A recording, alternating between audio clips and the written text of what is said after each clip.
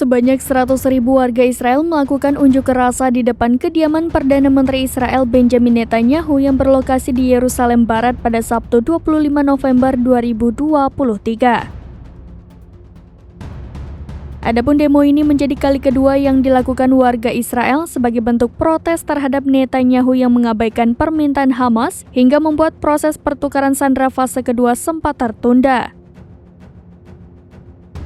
Meski pembebasan sandera fase kedua akhirnya berhasil dilakukan dengan bantuan pemerintah Qatar, namun masyarakat Israel menilai bahwa Netanyahu telah gagal memimpin negara. Alasan ini yang mendorong massa melakukan protes untuk melengsarkan Netanyahu dari jabatan Perdana Menteri.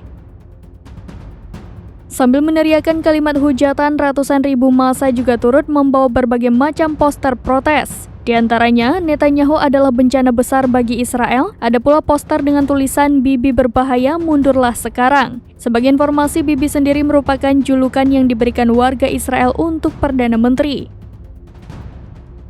Aksi demonstrasi serupa tak hanya terjadi di Israel.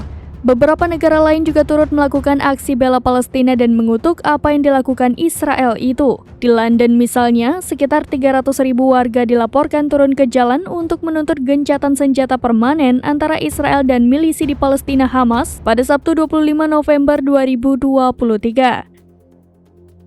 Sebagai informasi, selama 3 hari gencatan senjata digelar, total sandera Israel yang dibebaskan Hamas mencapai 26 orang. Dengan rincian di hari pertama ada 13 orang dan di hari kedua yakni Sabtu terdapat 13 orang. Tak hanya itu, di hari pertama gencatan senjata, Hamas juga membebaskan 10 warga negara Thailand dan 1 warga negara asing. Kemudian di hari kedua, 4 warga Thailand pun turut dilepas.